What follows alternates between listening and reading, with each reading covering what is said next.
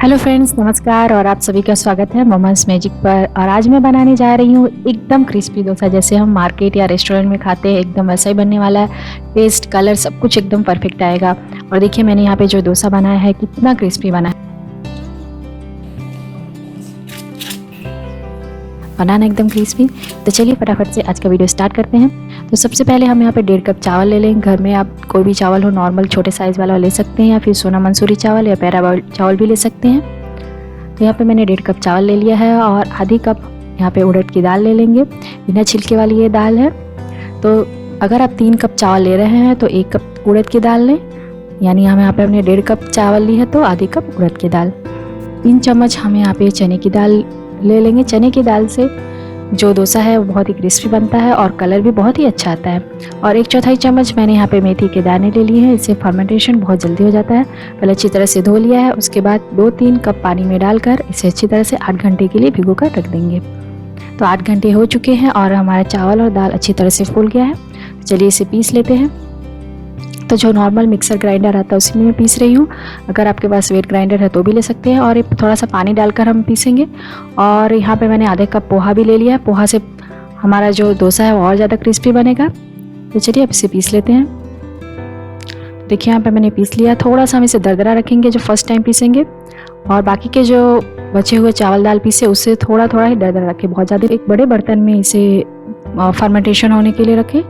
पहले चलिए इसे अच्छी तरह से मिक्स कर लेंगे। बैटर को हमें ज़्यादा पतला नहीं बनाना है। इस तरह से ये जो बैटर हमारी गाढ़ी है इसी तरह से कंसिस्टेंसी होनी चाहिए। तो हम बैटर को इतनी गाढ़ी रखेंगे तो ये जल्दी फर्मेंट होगा। अगर आप इसे ज़्यादा पानी डाल देंगे तो ये अच्छी तरह से फर्मेंट नहीं होगा। 12 घंटे के लिए ढककर रख दें फर्मेंट होने के लिए। ये देखिए अच्छी तरह से फर्मेंट हो चुका है और इसका लेवल भी ऊपर आ चुका है। ठंडी के टाइम में इसे फर्मेंट होने में ज़्यादा टाइम लगता है। अगर गर्मी का टाइम हो तो आप ये 6-7 घंटे में भी अच्छे से फर्मेंट हो जाता है। फर्मेंट हो जाने के बाद अब आधी चम्मच नमक डाल देंगे, और जितने आपको डोसा बनाना है उतने में ही नमक डालें। बाकी के बचे हुए बैटर को ऐसे ही फ्रिज में रख सकते हैं आप 2-3 दिन के लिए। पहले चलिए इसे अच्छी तरह से मिक्स कर लेंगे। यहाँ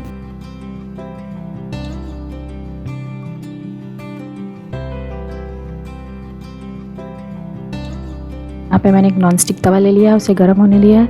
गर्म होने के बाद 1 चम्मच बैटर इस पर क्लॉकवाइज डायरेक्शन में फैला देंगे, यानी डोसा का एक शेप दे देंगे।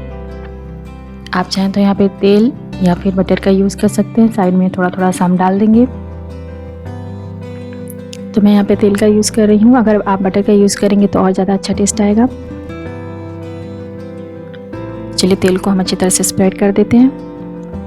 आप चाहते हैं यहाँ पे लोहे का जो तवा आता है वो भी यूज़ कर सकते हैं, लेकिन उसे आपको पहले अच्छी तरह से गर्म होने देना और अच्छी तरह से ग्रीस कर लें तो ही उसको यूज़ करें। और बहुत जल्द मैं उस पर भी एक वीडियो अपलोड कर दूँगी कि आप लोहे के तवा कैसे यूज़ कर सकते हैं। और तो देखिए जब तक ये गोल्डन कलर ना हो जाए तब तक आपको डोसा को नीचे से सेकना है। तो देखिए अच्छी तरह से गोल्डन होने लगा है नीचे से। तो बस ये हमारा डोसा पक गया है अच्छी तरह से। अब इसे हम रोल कर लेंगे। तो देखिए इसका कलर देखिए एकदम परफेक्ट कलर आया है और बहुत ही क्रिस्पी बना है। इसी तरह से जो बाकी के डोसा है उन्हें भी बना लेंगे हम। बस बैटर को फैला दीजिए और थोड़ा थोड़ा तेल चारों तरफ से डाल दीजिए।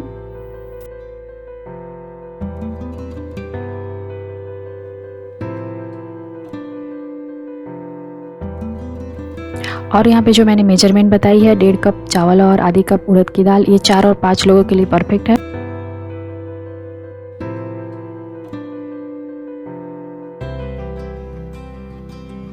देखिए इसका भी कलर चेंज हो रहा है धीरे धीरे। सेकेंड डोसा भी रेडी हो चुका है।